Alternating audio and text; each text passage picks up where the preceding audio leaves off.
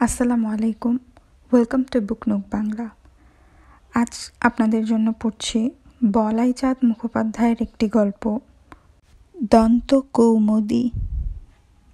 যাহারা পতিতা, যাহারা নিজের দেহ বিক্রয় করিয়া অন্ন বস্ত্রের সংস্থান করে, তাহাদের ঘৃণা করা উচিত।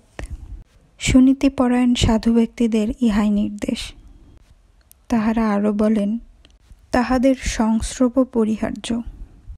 প্রথম উপদেশটি এতদিন পালন করিয়াছি, কিন্তু দ্বিতীয়টি পারি নাই। কারণ আমি ডাক্তার। রোগিণী আসিয়া উপস্থিত হইলে সে পতিতা কি সত্যি এ বিচার করা চলে না, তাহার চিকিৎসায় মন দিতে হয়। সুতরাং সংস্রব অপরিহার্য হইয়া পড়ে। তাই দ্বিতীয় উপদেশটি পালন করা সম্ভব হয় নাই। আজ দেখিতেছি প্রথম উপদেশটির মর্যাদাও রক্ষা করিতে পারিলাম না। চাহনির উদ্দেশ্যে মনে মনে প্রণাম নিবেদন করিতে হইল। সবাই তাহাকে চাউনি বলিয়া ডাকিত, বিহারীরা বলিত নাজরিয়া। আমি নামটাকে একটু শুদ্ধ করিয়া লইয়াছিলাম। চাহনি নামজাদা পতিতা ছিল না, চিত্র তারকা হইবার সুযোগ সে পায় নাই। তাহার ফি ছিল মাত্র 1 টাকা। পথচারিণী ছিল সে।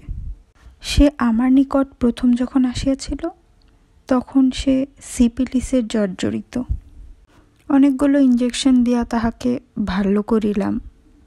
আমার ফি দিতে কোনোদিনও সে কার্পণ্য করিত না। কেবল শেষের ফিটা সে দিতে পারে নাই। হাত জোর করিয়া বলিয়াছিল, এখন হাতে পয়সা নেই ডাক্তারবাবু, পরে দিয়ে যাব। বিশ্বাস করুন আমাকে, নিশ্চয়ই দিয়ে যাব। বছরখানেক পরে আবার আসিয়াছিল সে। আমার ফি আনে নাই। নতুন একটা সমস্যার সমাধান করিবার জন্য পরামর্শ চাহিতে আসিয়াছিল। বলিল, আমার দাঁতগুলো দেখুন তো ডাক্তারবাবু।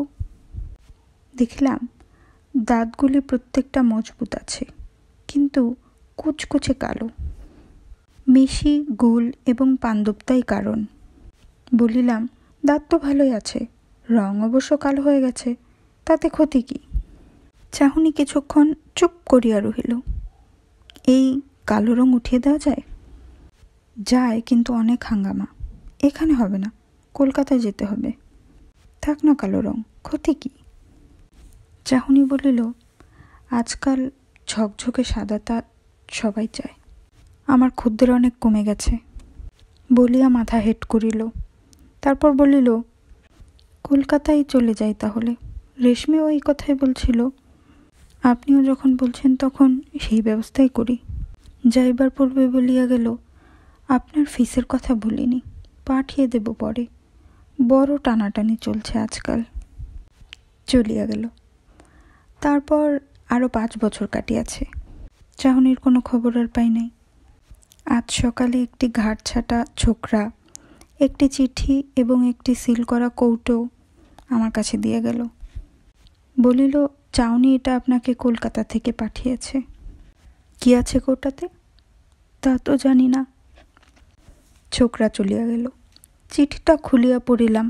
আঁকা বাঁকা লেখা, অজস্র বানান ভুল, ভাষাতেও গুরুচাণ্ডালি দোষ।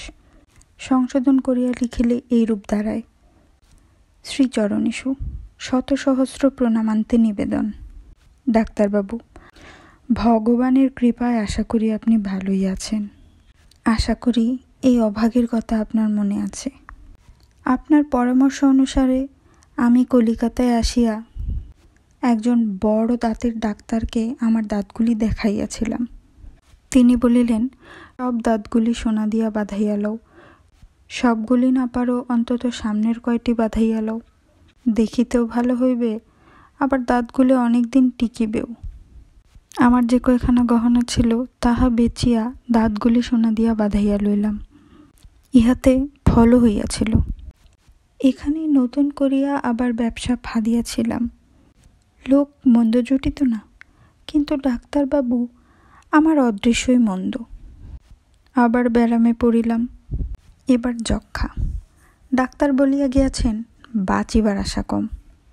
অনেক টাকা খরচ করিলে কিছুদিন বাঁচিতে পারি। সম্পূর্ণ আরোগ্য হইব না।